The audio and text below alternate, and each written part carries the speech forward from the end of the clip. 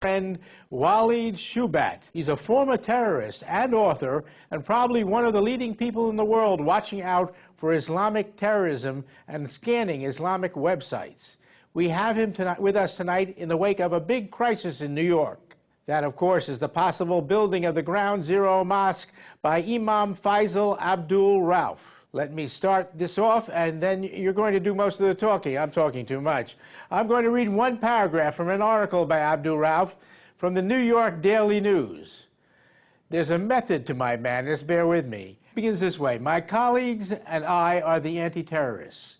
We are the people who want to embolden the vast majority of Muslims who hate terrorism to stand up to radical rhetoric. Our purpose is to interweave America's Muslim population into the mainstream society. Does this track with what you've been reading, Walid, on the Arabic websites? This is why I've always been arguing. Americans need to understand what Islamic theologians are saying in the Arabic language and not what they say in the English language. What he said on an article in an interview he did with Hadi al-Islam, probably one of the most prominent news media in the Muslim world, in which he was asked regarding establishing an Islamic governance. And he said, throughout, and I quote him, exact quote, throughout my discussions with contemporary Muslim theologians, it is clear an Islamic state can be established in more just a single form or mold. It can be established through a kingdom or a democracy.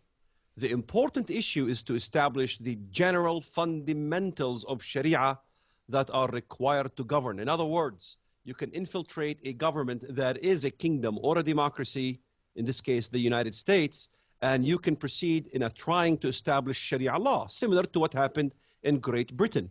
They do it through peaceful means, and they claim to be anti-terrorism, while the agenda is to hide the slick willies of the Islamists in the United States of America to call for more implementations of Sharia laws. This is very clear from his statements in Hadi al-Islam. And there was another website you told me about, Right for All, I believe. Tell me about that site. Rights for All is a website that comes from the Cairo University. And in the Rights for All, he was asked regarding religious dialogue. In fact, the article itself was titled, "The most prominent imam in New York says, I do not believe in religious dialogue." And in explaining this, he states, this phrase, that is, religious dialogue, is inaccurate. Religious dialogue, as customary understood, is a set of events with discussions in large hotels that result in nothing. Religions do not dialogue, and dialogue is not present in the attitudes of the followers, regardless of being Muslim or Christian. The image of Muslims in the West is complex, which needs to be remedied. So he does not believe in religious dialogue at all, yet his whole movement is about religious dialogue in the English language. He has this Qurtuba legislation thing, and why would he choose the name Qurtuba? Because you have to understand that in 7/11, that the Islamists began an expedition by Tariq ibn Ziyad that was to Islamize Spain.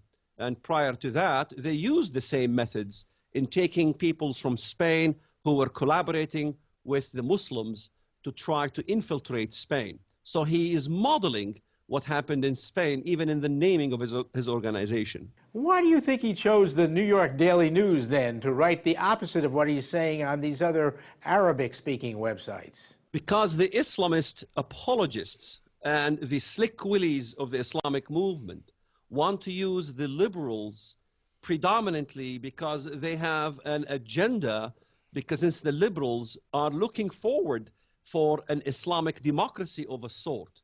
And this is the talk of the time, Islamic democracy. We need to establish Islamic democracy. So if he spearheads this idea of Islamic democracy, the doors are open for him in the liberal media.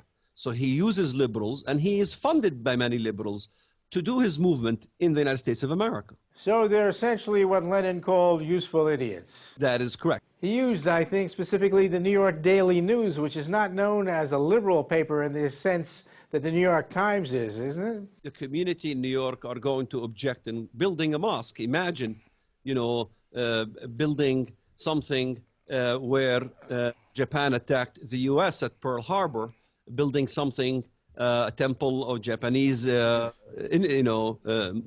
mausoleum or any sort, is kind of an insult to Americans. So he wants to basically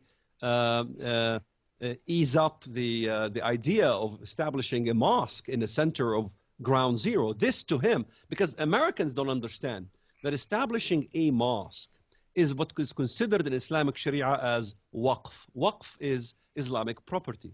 And Islamic Sharia, once you establish a waqf property, it remains to be an embassy to represent Islam forever. It is not permitted in Sharia to demolish or remove it or cancel it. So building a mosque at that point, and in which in the future, if any objects, you have to understand the Muslim world will be extremely violent, because it is unlawful for non-Muslims to dismantle a Muslim mosque since it's considered an embassy. Now, apropos of that, you told me a very interesting story offline about that other website, Hadul Islam, and a fatwa that was on there. It sort of jives with all this. Tell us about that. The fatwa in Hadul Islam was the Muslim was asking for help. He purchased a piece of land, and he learned that there was somebody who was interested in purchasing the land from him, but he was a Christian who wanted to build a church. So he was acquiring for a fatwa whether he is permitted to sell it to the Christian who wants to build a church. And the fatwa was very clear. You cannot sell a piece of property for the establishment of a Christian church, because this infuses the enemies and emboldens the enemies against Islam to have a church in a Muslim land that is purchased by a Muslim. So exactly the opposite of what they're doing in New York. Absolutely. And if you look at all the websites that Islamic fatwas are on, anytime you get into marriage with a non-Muslim, you get to a land purchase from a Christian by a Christian, is absolutely prohibited, unless, of course, this woman that you're about to marry must convert to Islam. The marriage of a Muslim girl to a non-Muslim is to be executed by the family. This is, of course, very elaborated in Umdat as-Saliq, which is the Muslim guide in foreign lands. Muslims, by and large, have the Islamic guide. And in the guide itself, it says, if your children leave the religion of Islam, then they must be executed by the family. Wow. So now this is all going on right at ground zero. What would your advice be to people in New York? How can they educate themselves and put a stop to this before it happens? Well, they need to educate themselves by learning who this person is. They need to begin to understand that the Islamic theologians in America, you cannot find one that they consider peaceful. There are peaceful Muslims, I call them liberal Muslims, that want nothing to do with Sharia. They want to live in America peacefully. However, we can't find elements in the Islamic organizations in America that are peaceful. There is a litany of statements by all these organizations, whether MPAC, Islamic Society of North America, Council of American Islamic Relation, the MSUs, Muslim student unions, universities, that are loaded with jihadist ideology, very clear, in same sync and in line with the plight of Osama bin Laden's type of jihad. So we cannot trust Islamic organizations to establish a mosque in America. This is not an individual. He belongs to an organization he founded. His father was in the Muslim Brotherhood, admittedly, and he has never condemned the actions of his father. Regarding Ralph's New York Daily News article, is there an Islamic doctrine about lying to the kufr, the non-Muslim, that we hear about? That is correct. In Islam, there is what is called at-taqiyya wal-kitman, in accordance to at-Tabari, the famous tafsir or interpretation of the exegesis of the Quran. This is a standard authoritative reference for the entire Muslim world, in which the quote by at-Tabari, if you, in this case Muslim, are under their infidels' authority, fearing for yourself, behave loyally to them with your tongue while harboring inner animosity for them. Allah has forbidden believers from being friendly or on intimate terms with the infidels in place of believers, except when infidels are above them in authority.